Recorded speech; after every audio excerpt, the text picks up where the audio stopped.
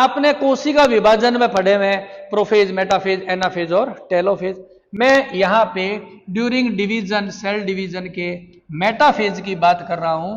एक स्पिंडल होता है जिसको हम बोलते हैं माइटोटिक स्पिंडल, यानी कि जब स्पर्म और ओवम का फर्टिलाइजेशन होगा और जब जाइगोट बनता है, फिर जाइगोट में क्या होता है, क्लीवेज डिवीजन होते हैं, क्लीवेज होते हैं, सेल डिवीजन होते हैं, जिससे एम्ब्रियो एक कोशिकीय से बहुकोशिकीय बनता है, अर्थात यूनिसेलुलर से मल्टी सेलुलर बनता है।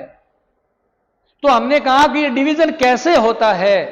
एक कॉन्सेप्ट ध्यान रखें कि always the cleavage division, the cleavage plane always passes perpendicular to the axis of mitotic spindle.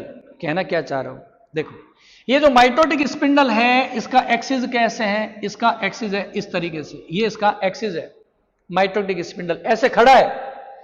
तो सेल डिवीजन कैसे होगा, इसके 90 डिग्री पर होगा, क्लीवेज होगा यहां पे होगा, कहां पे होगा, 90 डिग्री। किसके 90 डिग्री के पे हो रहा है, माइटोटिक स्पिंडल का जो एक्सिस है, माइटोटिक स्पिंडल है उसका एक्सिस है, उसके 90 डिग्री पर क्लीवेज होता है। ये एक बेसिक और प्रिंसिपल है।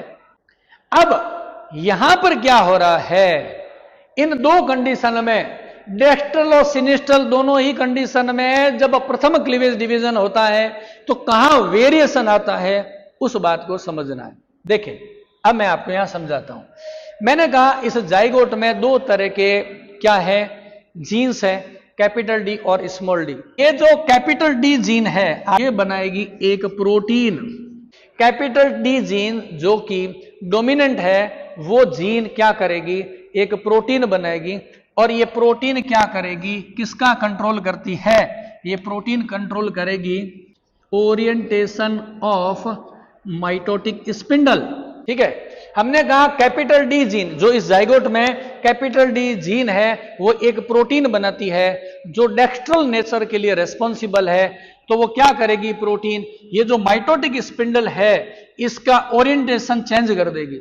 जैसे यहां पर इसका एक्सिस ऐसे है, आप इमेजिन करें अगर ये इसका एक्सिस ऐसे है तो क्लीवेज कहां हुआ, इस एंगल पे हुआ 90 डिग्री पे। अगर ये प्रोटीन, ये वाली प्रोटीन इसका एक्सिस का ओरिएंटेशन ऐसे कर दे, थोड़ा सा क्लॉकवाइज टर्न करा दे, अब क्या होगा, डिवीजन कहां होगा, अब 90 डिग्री पर इस एंगल पे होगा। ओरिएंटेशन चेंज करेगी तो क्लीवेज डिवीजन क्या होगा, उसका ओरिएंटेशन बदल जाएगा और फिर उससे वो बनेगा डेक्स्ट्रल सेल बनेगा।